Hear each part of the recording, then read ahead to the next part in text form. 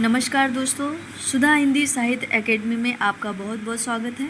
और आज मैं आपके लिए लेके आई हूँ यूजीसी नेट के सिलेबस का यूनिट 5 जो है कविता। उसमें का हम देखते हैं, आगे हम देख चुके अमीर खुसरो जी का, और अब हम देखते हैं विद्यापति पदावली। तो इनका समय काल है 1350 से 1455 और संपादक हैं इनके नरेंद्र झा। पूरा नाम इनका है विद्यापति ठाकुर, अन्य नाम इनके महाकवि कोकिल, और जन्म है इनका 1350 और 1455 के मध्य। जन्मभूमि है बिस्पी गांव, मधुबनी जिला, बिहार। पिता श्री गणपति ठाकुर हैं और माता का नाम श्रीमती हंसनी देवी। विषय इनका है श्रृंगार और भक्ति रस। भाषा क्या है इनकी? संस्कृत, अवहट और मैथिली। कर्म है क्षेत्र संस्कृत साहित्यकार। पुरस्कार इनका है उपाधि, महाकवि की उपाधि मिली है, और भारतीय हैं, नागरिकता इनकी भारत की है। और मुख्य रचनाएं इनकी हैं कीर्तिलता, कीर्ति पताका, दुर्गा भक्त, तरिंगिणी, गोरक्ष विजय और गंगा वाक्यावली एवं भू परिक्रमा आदि। तो विद्यापति की प्रसिद्धि का मूल आधार उनकी रचना पदावली है। पदावली में भक्ति विषयक पद भी हैं और श्रृंगार विषयक पद भी। संभवतः पदावली के आधार पर ही विद्वानों ने यह प्रश्न उठाया कि विद्यापति भक्त कवि हैं या श्रृंगारिक। विद्यापति की कविताओं के बारे में विभिन्न विद्वानों ने समय समय पर अपने विचार व्यक्त किए हैं। विभिन्न विद्वानों ने अपने अपने विचार समय समय पर व्यक्त किए हैं। अब देखते हैं कौन कौन से विद्वान थे। तो आचार्य रामचंद्र शुक्ल के अनुसार विद्यापति के पद अधिकतर श्रृंगार के ही हैं, जिनमें नायिका और नायक राधा कृष्ण हैं। इन पदों की रचना जयदेव के गीत काव्य के अनुकरण पर ही शायद की गई है और इनका माधुर्य अद्भुत है। विद्यापति शैव थे, समझे, और इन्होंने इन पदों की रचना श्रृंगार काव्य की दृष्टि से की है, भक्त के रूप में नहीं। विद्यापति को कृष्ण भक्तों की परंपरा में नहीं समझना चाहिए, क्योंकि वे शैव थे। तो हजारी प्रसाद द्विवेदी जी का देखते हैं कि वो उनका क्या विचार था विद्यापति के बारे में। तो उनका मत था कि उनके ग्रहणशीलता और प्रभाव को लेकर अधिक बनाया गया लगता है। वे कहते हैं कि विद्यापति श्रृंगार रस के सिद्धवाक कवि थे। उनकी पदावली में राधा और कृष्ण की जिस प्रेम लीला का चित्रण है वह अपूर्व है। इस वर्णन में प्रेम के शरीर पक्ष की प्रधानता अवश्य है, पर इससे सहृदय के चित्त में विकार नहीं उत्पन्न होता, बल्कि भावों की सांद्रता और अभिव्यक्ति की प्रेषण गुणिता के कारण वह बहुत ही आकर्षक हो गया है। अब देखते हैं हम रामवृक्ष बेनीपुरी का मत क्या है, जिन्होंने विद्यापति के गीतों का एक संकलन किया है। स्पष्ट लिखते हैं कि विद्यापति श्रृंगारिक कवि थे। विद्यापति ने कविता में अपना आदर्श जयदेव को माना है। लोग इन्हें अभिनव जयदेव भी कहते थे। अतः जयदेव के समान वे संगीत पूर्ण कोमलांत पदावली में श्रृंगारिक रचना करते थे। अब हम देखेंगे शिव प्रसाद सिंह का मत क्या है विद्यापति जी के बारे में।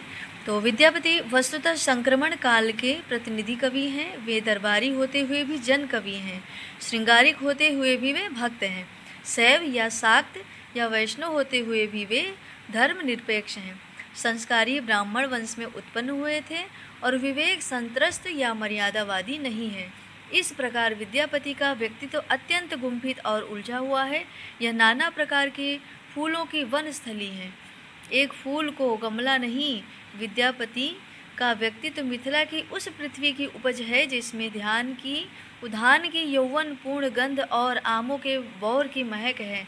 वह मिथिला जिसके स्वर्ण गर्भित अंचलों में वाग्मती और कमला, गंडक और कोसी की धाराएं निरंतर प्रवाहित हैं, जहाँ की काली अमराइयाँ नीले मेघों से ढकती हैं और शरद की चांदनी से सुधा स्नान होती रहती हैं। वह मिथिला जो तर्क कर्कश पंडितों के न्याय, शास्त्रीय वाद विवादों और युवतियों के प्रेम गीतों को एक साथ अपने हृदय में सुलाए रहती हैं। George Grierson. अब जॉर्ज ग्रियर्सन क्या कहते हैं इनके बारे में तो देखते हैं कि बाबू सुंदर जॉर्ज ग्रियर्सन और बाबू श्याम सुंदर दास तथा बाबू ब्रजनंदन सहाय जैसे कुछ विद्वानों ने विद्यापति को भक्त कवि माना है। और वही दूसरी ओर आचार्य रामचंद्र शुक्ल, बाबू राम सक्सेना और डॉक्टर राम कुमार वर्मा और बच्चन सिंह जैसे विद्वानों ने विद्यापति को श्रृंगारिक कवि कहा है। विद्यापति को श्रृंगारिक कवि मानने के पीछे तर्क है जो हम देखते हैं। पदावली में संयोग श्रृंगार पदों की अधिकता है। विद्यापति शैव थे, अतः यदि भक्ति करनी होती तो शिव पार्वती की करते, न कि राधा कृष्ण की। अभी मतभेद हैं ये इनके। तो विद्यापति ने अपने आश्रयदाता राजा शिव सिंह की प्रशंसा एवं मनोरंजन हेतु कृष्ण का प्रतीकात्मक प्रयोग किया है, जो वास्तव में शिव सिंह की ही है। विद्यापति के काव्य में विद्यमान भक्ति तत्व की सबसे तीखी आलोचना आचार्य शुक्ल जी करते हैं और लिखते हैं कि आध्यात्मिक रंग के चश्मे आजकल बहुत सस्ते हो गए हैं। उन्हें चढ़ाकर जैसे कुछ लोगों ने गीत गोविंद को आध्यात्मिक संकेत बताया, वैसे ही विद्यापति इन पदों को भी बताते हैं। श्रृंगार विषय इन्हीं तर्कों के आधार पर विद्यापति के काव्य को निराला नागिन की लहर कहते हैं, तो बच्चन सिंह खजुराहों की मंदिरों वाली आध्यात्मिकता बताते हैं। तो ये भी इम्पोर्टेंट पॉइंट है दोस्तों, तो याद रखिएगा। और देखते हैं विद्यापति को भक्त कवि मानने के पीछे तर्क क्या है।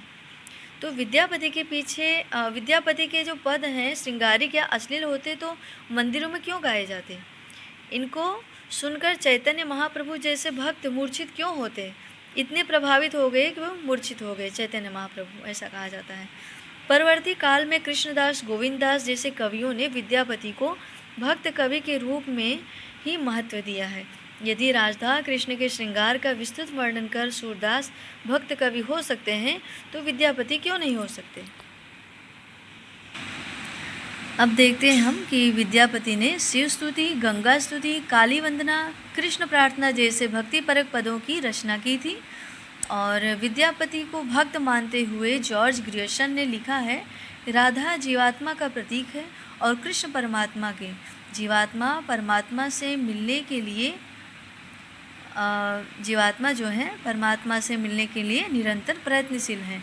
निष्कर्ष देखते हैं इनका कि उपरोक्त विश्लेषण के आलोक में यह माना जा सकता है कि विद्यापति श्रृंगार समन्वित भक्ति है। इनके यहाँ लौकिक प्रेम ही ईश्वरोन्मुख होकर कहीं कहीं भक्ति में परिणत हो जाता है और इनकी भक्ति भावना अपनी पूर्ववर्ती परंपरा का प्रभाव है, साथ ही प्रेम तत्व का सम्मिश्रण है। तो दोस्तों आज के लिए इतना काफ़ी है। हमने विद्यापति के बारे में देखा और अगला टॉपिक मैं आपके लिए लेके आऊँगी जल्दी। धन्यवाद, आपका बहुत बहुत धन्यवाद। नमस्कार।